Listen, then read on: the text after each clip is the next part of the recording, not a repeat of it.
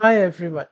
So welcome to the video of data extraction. I believe this would be the part two, or I don't know. At this point, I've just lost count, and I'm running high on caffeine. So in the last video, we did this sort of preliminary data extraction, or whatever you want to call it. But this is how we've got this data in front of us right now.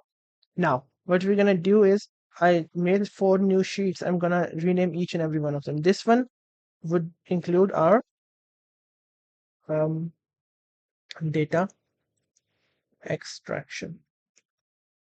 This one would be for our subgroups. This one would be for our baseline characteristics. And this one would be for our risk of bias. And I'm going to teach you how to do each and every single thing right now. Okay, so don't worry. First of all, in data extraction, the main thing in data extraction is that we need to define all of these outcomes. Now, what people do is they create different sheets for different outcomes. But when you've got so many outcomes, keeping a track of all of these sheets is going to be very, very difficult. So in that case, what do we do?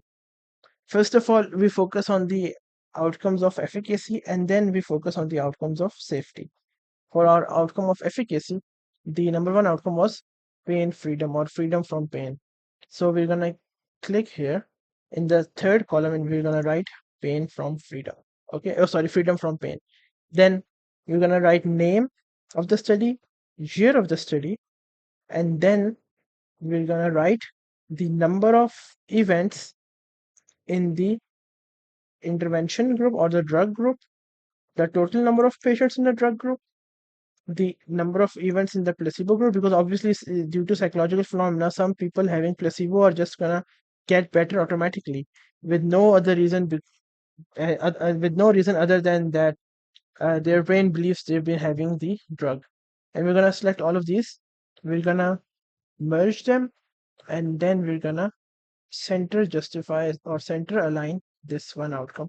So this one right here is the sheet for our pain from freedom. Then we're gonna copy it, leave one column, and then paste it again. And this time we're gonna rename it as freedom from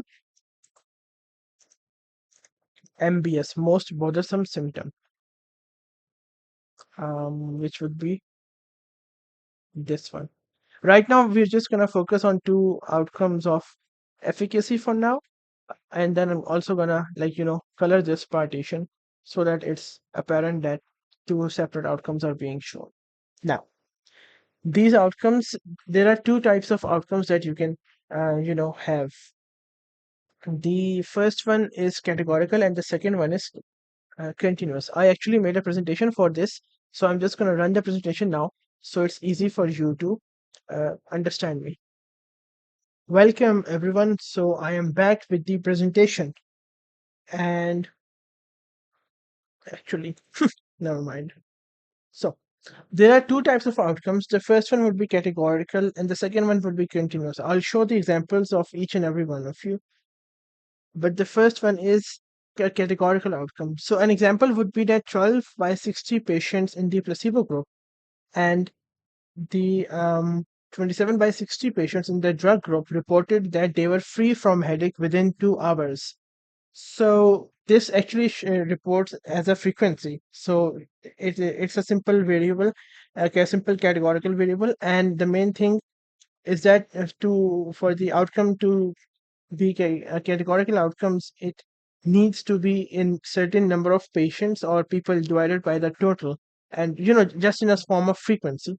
Moreover, another thing that you must also see is that we can use the risk ratio RR or the odds ratio OR. The main difference is that risk ratio is calculated in studies which are prospective or clinical trials or cohorts, whereas the odds ratio is calculated in case controls or retrospective cohorts, which are the retrospective studies. Some you would see that some metas or some articles would also calculate the odds ratio in when they include the RCTs, and it isn't a crime to do so, or it isn't wrong to do so. but the usual standard practice is to use the RR in terms of clinical trials and OR in case of retrospective studies only. So the second type, which is the continuous variable, it's reported as mean difference, SMD, or standard deviation. That's the main ways that you would report it. I'll also show each and everything via practical demonstration, but um, for the sake of example, let's say that the patients which were in the placebo group, they reported that it took them 76 minutes, average or a mean of 76 minutes plus minus 13 standard deviation minutes to be free from the headache, right? Or to be headache free. Whereas the patients in the drug group, they only took 43 plus minus 17 minutes. So this would be an example of a continuous variable. And in such, we would obviously have to pool the means and then the standard deviation, which is right here. Okay. Now, what is the standardized mean difference? So, William Shakespeare, ignore my dead humor, he said, "Thou shalt use thy SMD whence thou has to deal with different units." That was really, really hard to read. And if you didn't get a stroke from me trying to read that, the main um, thing that he wanted to say to you guys was that if you're using different units, for example, if you're doing a meta-analysis and one study reports in milligram per deciliter, the other one reports in millimole per liters. Now, the first options would be to convert them, but to convert millimole to milligram per deciliter, but sometimes it's not easy to convert or it's not possible to convert. While such an example arises, you have to use the standardized mean difference. So what's the difference between MD mean difference or the standardized mean difference? The main difference is that the mean difference or MD just uses the absolute difference between mean and the control. So it does not take into account that how wide the difference is. For example, in in this in this example, if we were talking about patients, the first study presented in the form of minutes, as you can see, whereas I say that the second study shows that patients in placebo had 2500, actually, you know what, 1.25 plus minus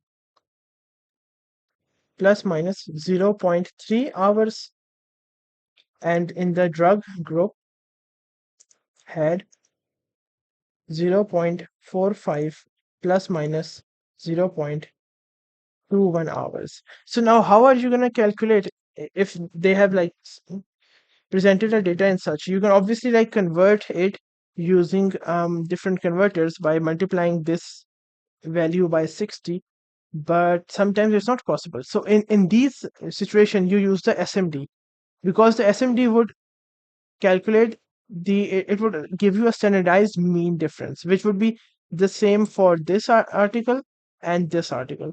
So it would basically essentially convert all of them into something known as a standardized units. Now, I won't go into detail of this because it's going to be beyond the scope of this video, but the main concept is that it's used when the units in both of the articles is different. So that's about it. And now that the theory part was done within 5 minutes. So now we're gonna go to the um physical, or the demonstration part. Yeah, here we go. So if I go to this article, now obviously I'm gonna first of all copy all the names from here. I'm actually gonna remove this article and put it right here, and I'm gonna delete this row. Delete. And it is.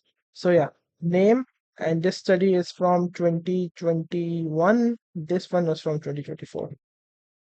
Name, and here we're gonna control C, copy them, paste them right here, paste them again right here. Okay. Now, group. We're gonna go to the results section, and then we're gonna see where is our efficacy. Here is our efficacy. And now we're gonna see if we can find the number of people who had relief from pain. As you can see, pain freedom. So we're gonna see relief from pain. Now, as you can see, we have 3 doses of disavagipan. So we're gonna combine all of those three for the placebo, we have 215 over 401. So we're going to go right here. We're going to see events. Events would be the number of patients who had received freedom from pain, 215 amongst 401. And in terms of severity point, we're going to add all of these, 387, 391, 402. So the Zvegipen group had a total of 1180 patients. Once again, total in the drug group 1180, and in the now we have 224, 237, 246. 707 showed the response. So now we're gonna enter it as 707. That is how you're gonna extract data. Now we're gonna go to our Lancet study. Yeah, this one. His name is, I think, Lipton. Yeah, Lipton 2023.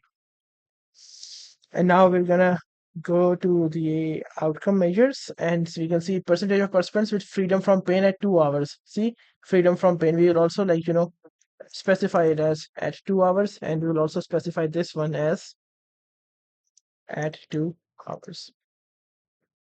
Okay, now once we have this, what we're gonna do is we're gonna go to here, and yeah, now we're gonna see the number of patients, the total number of 623 and 646.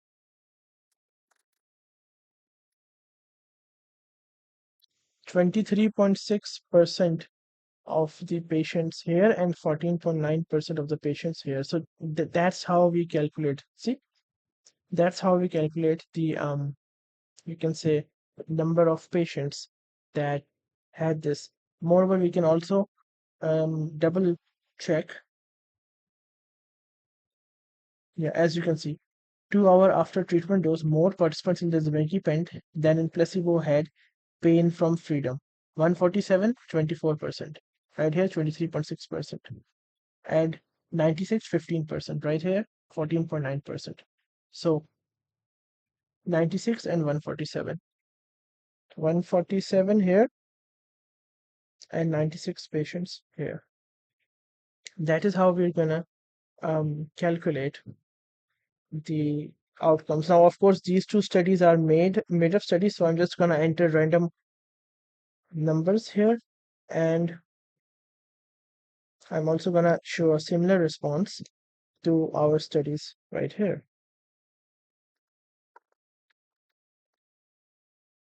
Actually, this would be a bit too much, to be honest. Yeah, I'm gonna have to enter results which is gonna be acceptable, not create too much heterogeneity.